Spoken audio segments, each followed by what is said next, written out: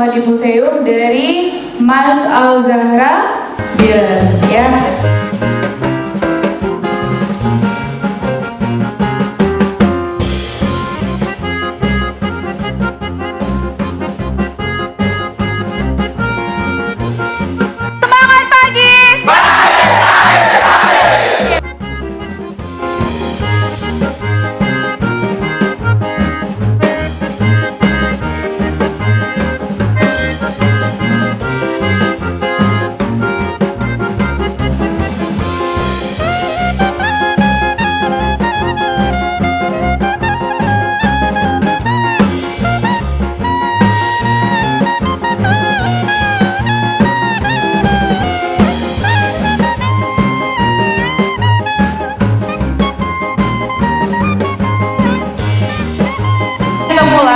Yang pertama di sini kita akan melihat taman para sultan, ya. Sering nggak dengar kata sultan? Sering. Kira-kira apa makna sultan? Raja itu seorang apa?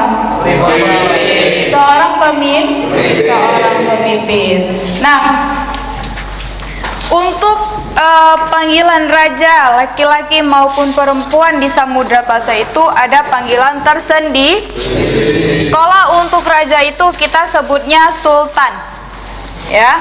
Untuk raja kita sebutnya Kalau untuk perempuan sultanah. Tadi kakak ada dengar yang menjawab malikah. Kalau malikah itu sama malik, ya. Jadi sultan dan sultanah, malik dan malikah. Ingat ya, sultan, sultanah, malik dan malikah. Oke.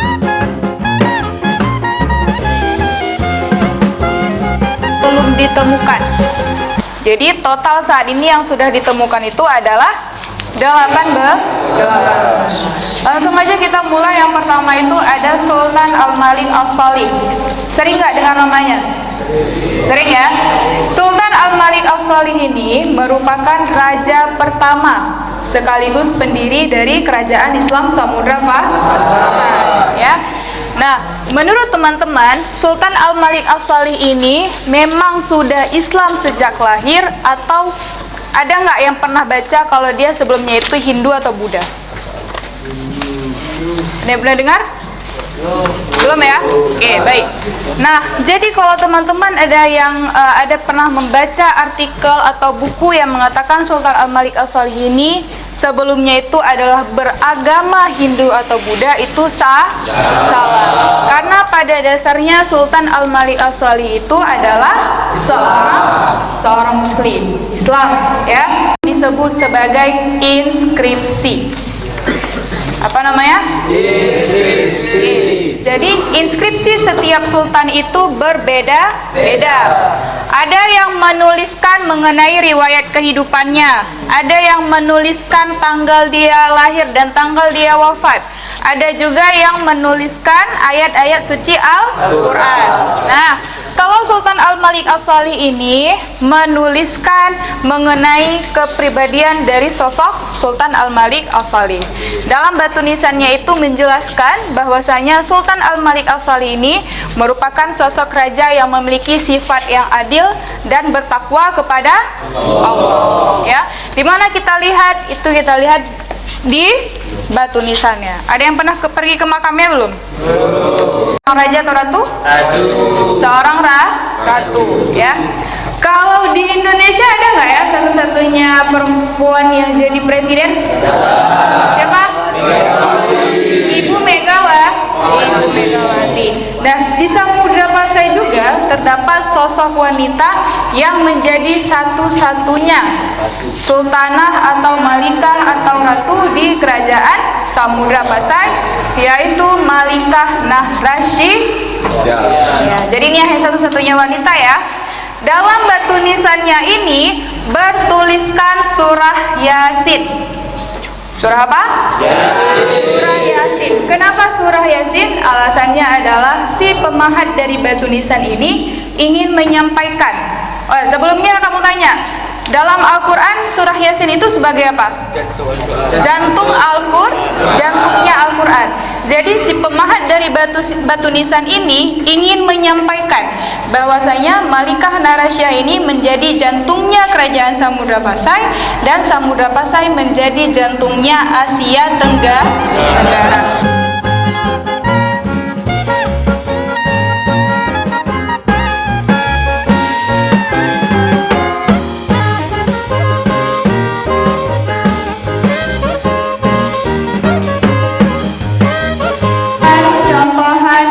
Ciplaan. Oke, yang di tengah ini ada replika nisan marmer dari Sadrul Akabir, ya. Dari siapa? Sadrul Akabir. Sadrul Akabir ini adalah salah satu tokoh dari garis keturunan paman dan sahabat Rasulullah. Di sebelah kiri ini ada Siti Rahiman. Sadrul Akabir dan Siti Rahiman ini merupakan sepasang suami istri yang berasal dari Baghdad. Di mana itu Baghdad? Di India. India, Delhi.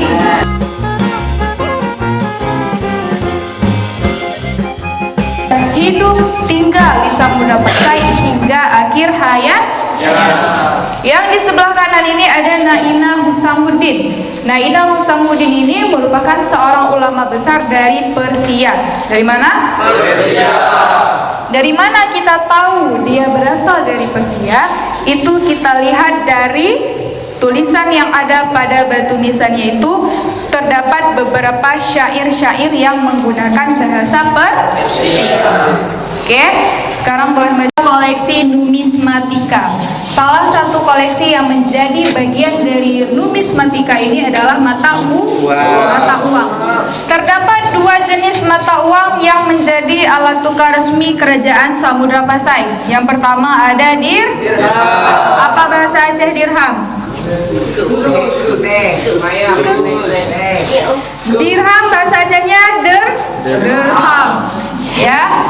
Dirham atau dirham merupakan mata uang Samudra Pasai yang terbuat dari emas, ya.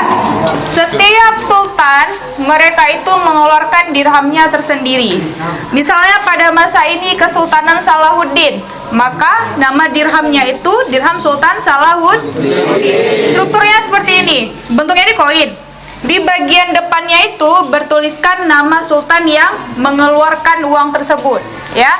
Sedangkan struktur di belakangnya itu bertuliskan gelar dari sultan tersebut, ya. Bagian depan namanya, bagian belakang gelar. Karena setiap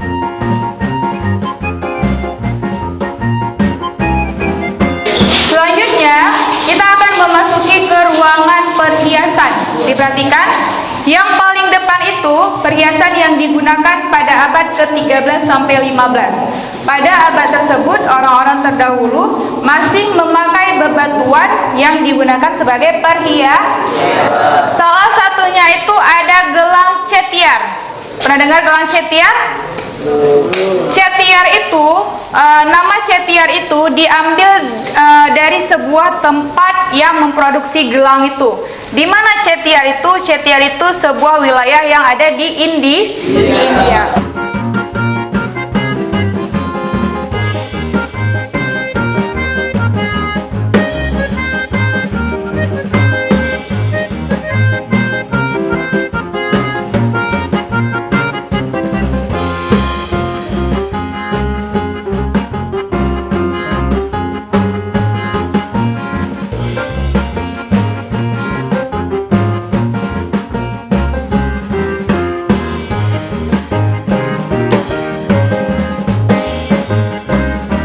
Geografi. Ruangan apa?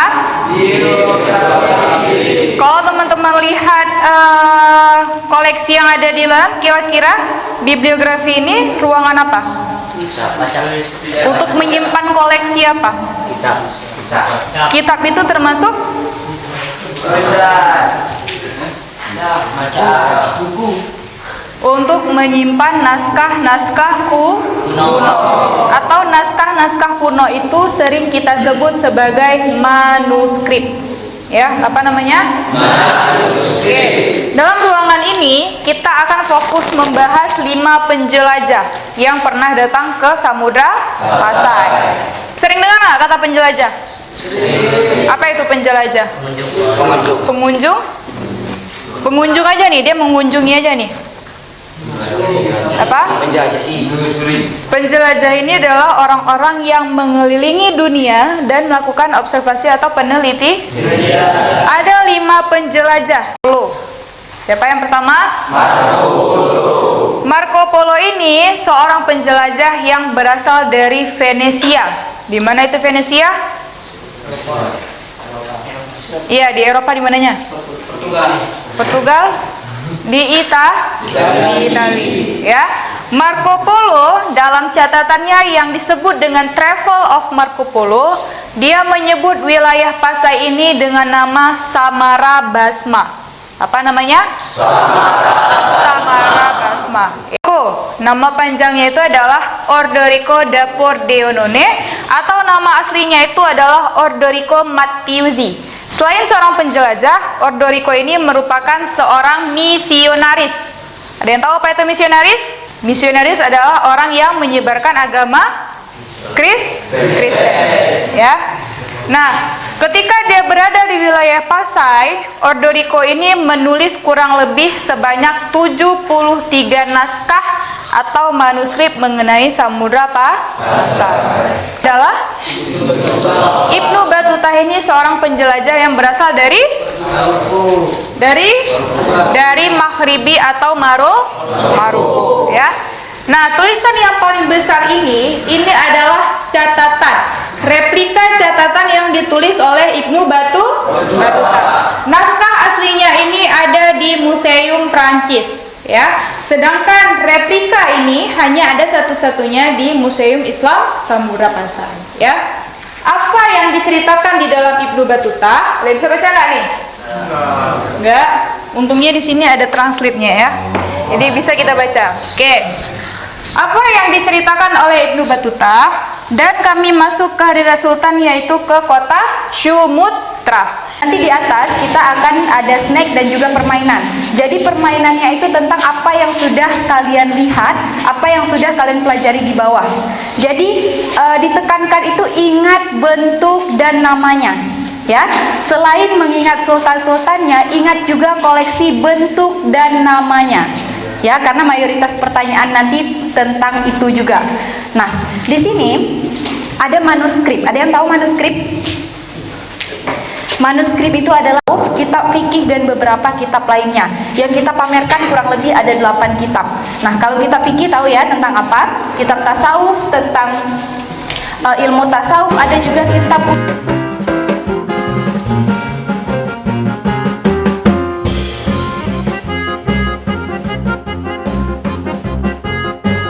ada beberapa alat musik tradisional. Yang pertama yang paling ujung di sana ada rapai musik.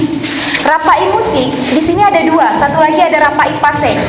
Dari bentuknya ada yang bisa menjelaskan perbedaannya?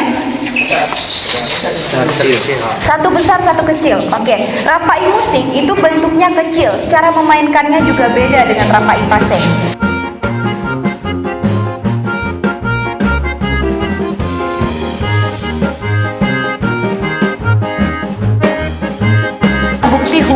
Perdagangan antara dunia luar dengan Samudra Pasai.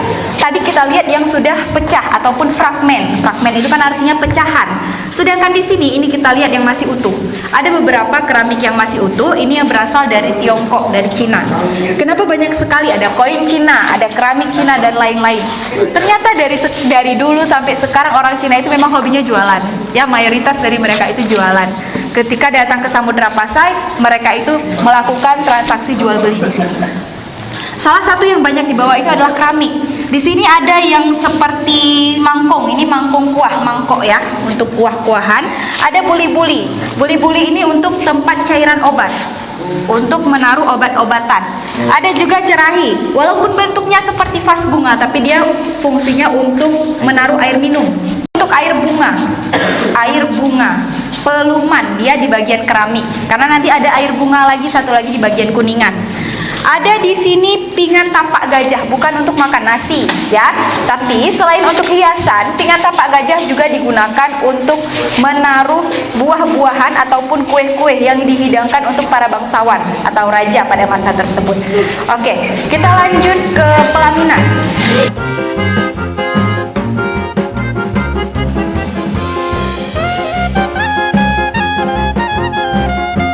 Nah, di sini ada linto baro, ada juga dara baro. Ini kayak udah berat kali kepalanya. Untuk dara baro, dia menggunakan baju tradisional Aceh, biasanya bajai kurung, ditambah dengan songket, dan di atas kepalanya itu ada sunting Aceh. Karena setiap provinsi itu memiliki baju adat yang berbeda-beda. Kalau kita kalau untuk tradisional Aceh itu biasanya sunting Aceh, salah satu yang mewah ya. Kalau yang laki-lakinya itu pakai bajai cekak musang dengan songket, ada kupiah, itu tahu namanya? Ada yang tahu nama kupiah itu? Itu namanya kupiah mekutop. Kupiah mekutop itu salah satu yang sudah menjadi warisan budaya tak benda Indonesia yang berasal dari Aceh. Tradisional Aceh, yang pertama ada rincong dan yang kedua ada pedeng. Perbedaan rincong dan pedeng yang bisa kita lihat, yang pertama dari bentuknya. Bentuk rincong itu kecil, runcing, dan tajam karena fungsinya itu untuk menusuk dan menikam. Sedangkan pedeng, dia bentuknya itu panjang, bilahnya panjang, dan juga tajam karena fungsinya itu untuk menebas. Coba dibayangkan misalnya rincong ini dipakai untuk menebas, susah ya, nggak kena menebas.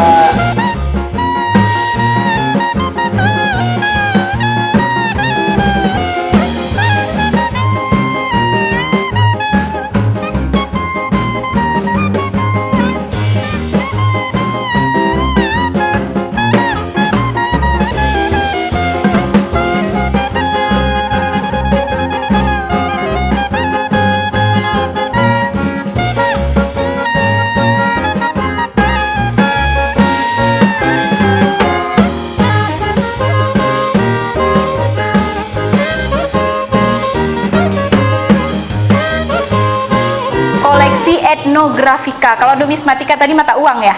Nah, kalau etnografika itu koleksi peralatan yang kita gunakan di kehidupan sehari-hari, seperti peralatan dapur, perhiasan tadi termasuk etnografika. Ada lagi untuk laut. Tapi kalau yang daerah pegunungan itu biasanya berkebun, ya kan? Beda-beda daerah itu mata pencahariannya beda-beda. Kalau yang di daerahnya banyak kelapa, itu mereka menjual kelapa. Ini ada yuk cerih langai, itu untuk membajak sawah, biasanya pakai bantuan kerbau ya, biasanya pakai bantuan kerbau, tapi sekarang udah sangat jarang.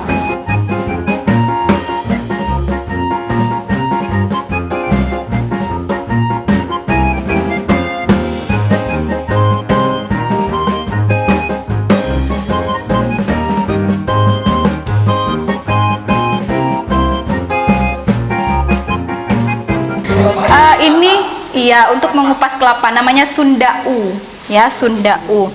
Ada juga di sini peralatan dapur seperti yang ini namanya salang.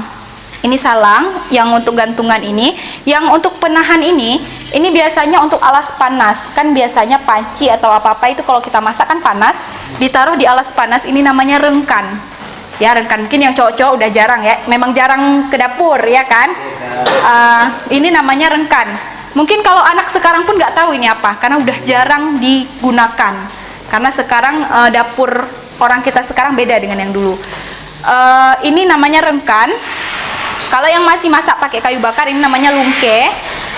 Untuk memasak nasinya ada kanet, dan untuk mengukusnya namanya sangku. Ya, kalau sangku kan ciri khasnya biasa di tengahnya itu ada rongga-rongga, sedangkan kanet tidak ada. Kalau ini pernah dengar kue serabi? Pernah ya? Ini cara buatnya pakai ini atau kue apam.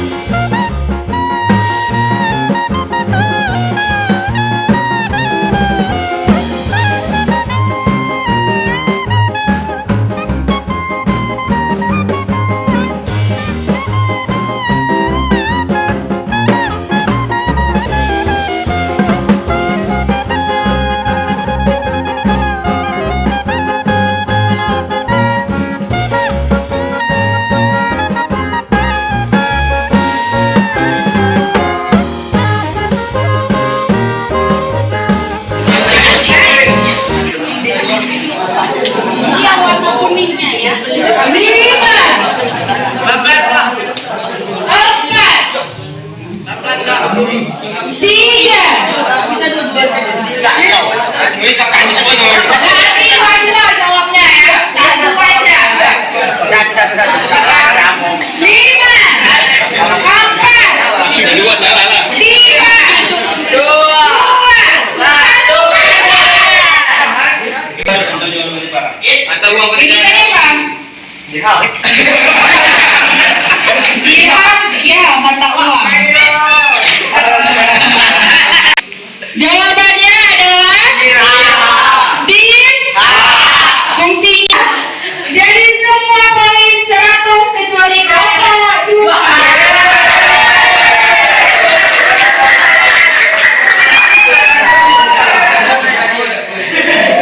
Sini.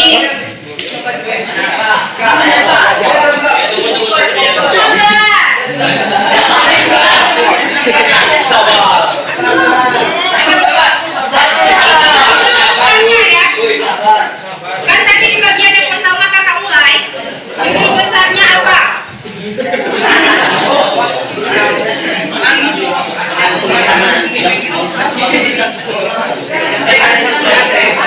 Jumlahnya apa?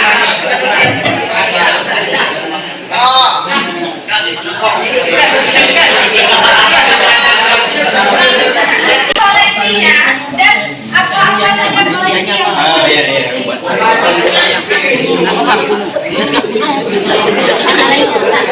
Buka bukunya dan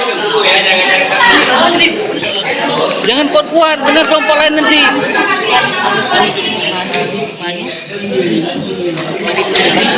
Dari ruangan biografi Jangan ditengok kelompok lain nanti.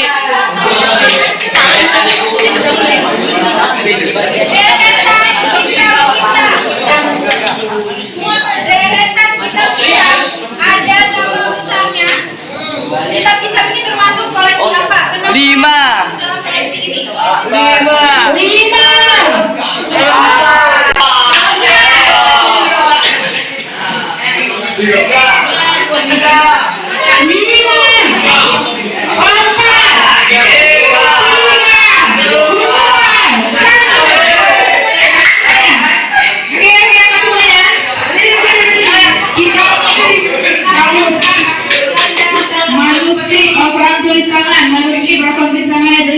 Kertas Eropa, manuskrip, kertas kuno, manuskrip.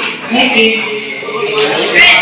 Ada sebenarnya yang paling mendekati itu ada 4 kelompok manuskrip. Kalau kelompok ini menulis contohnya. Untuk ini manuskrip semua kan? Kita dapat 50 fungsinya sekarang. Kenapa manuskrip? Apa-apa aja kelompok manuskrip ini? Al-Quran tulis tangan contohnya. Al-Quran tulis tangan contohnya. Apa itu? Apa tadi? Apa itu tadi? Itu rasanya apa? Itu adalah koleksi naskah-naskah kuno, baik itu Quran, kitab,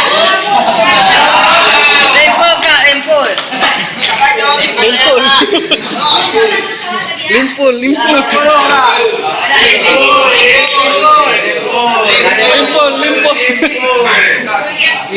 Satu lagi. Satu soal lagi. Koleksi apakah ini? Satu.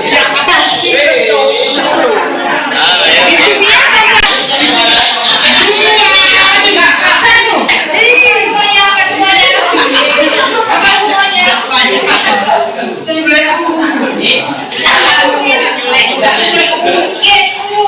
Sunda U, Cule U, Sunda aja ya. Ada 3 jawaban ya. Ada Sunda U, ada Cule U, satu lagi ada Sungkep U.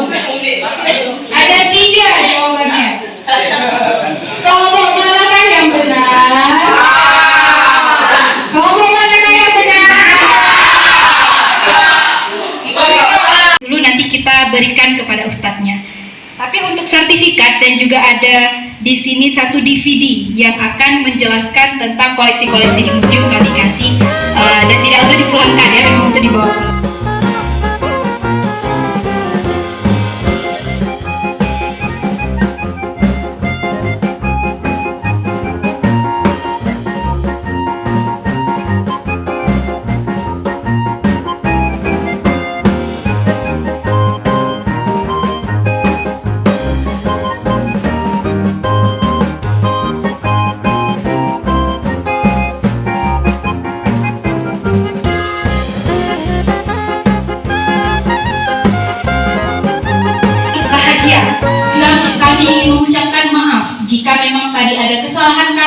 سلام الله